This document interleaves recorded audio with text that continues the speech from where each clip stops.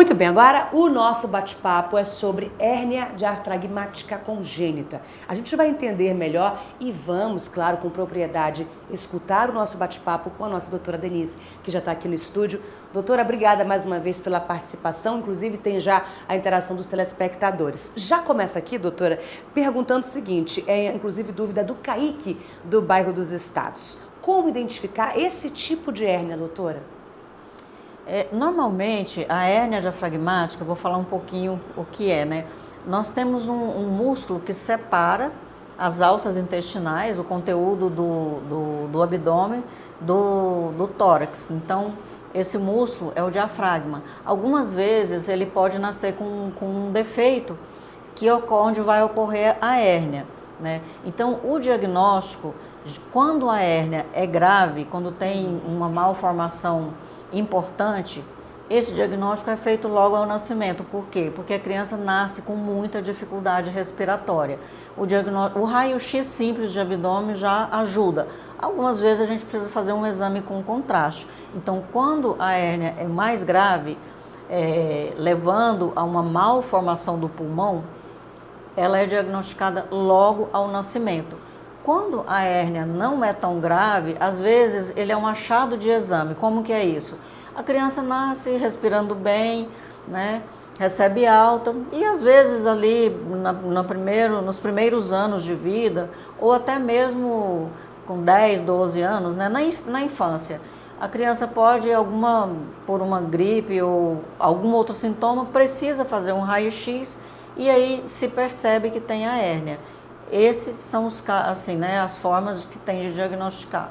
Os mais graves logo ao nascimento. Então, quando o problema é grave, já tem que levar imediatamente para a UTI, o bebê ou a criança, né, doutor? Isso. Quando o recém-nascido ele nasce com esse desconforto muito importante, às vezes ele nasce com o abdômen até escavado. Por quê? Porque o conteúdo intestinal sobe todo para o tórax. Aí, nesses casos, vem associado também uma hipoplasia, uma malformação pulmonar. E a gente observa essas crianças, elas ficam na UTI. Nesses casos graves, ao contrário do que se imagina, não se deve fazer a cirurgia de imediato. A gente espera até 100 horas, né, em torno de 4 dias, para poder ver se a criança tem uma capacidade respiratória boa para poder suportar a cirurgia.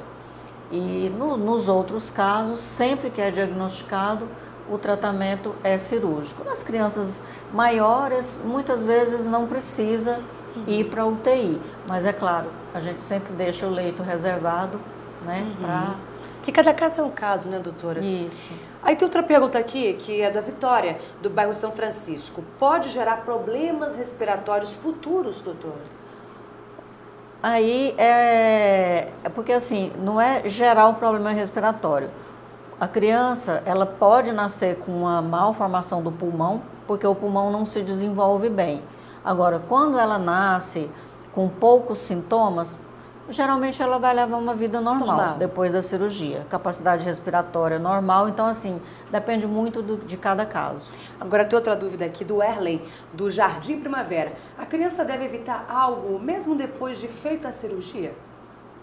Olha, normalmente a gente opera quando a criança ainda é recém-nascida, né, é muito pequena, então na verdade não vai ter uma restrição importante. Aí depois é levar a vida normal mesmo. Tá? Certo, doutora, a gente agradece a sua participação. Tem alguma recomendação, alguma informação a mais que a gente pode deixar aqui para os paizinhos que estão assistindo o Doutor Me Consulta? Olha, em relação à hérnia diafragmática congênita, é sempre o importante o acompanhamento, porque o diagnóstico pode ser feito durante a gestação, através do exame de ultrassom. Inclusive, em alguns locais no Brasil, existe a possibilidade de fazer a cirurgia fetal, intraútero, para poder melhorar a hérnia diafragmática e evitar essa malformação no pulmão.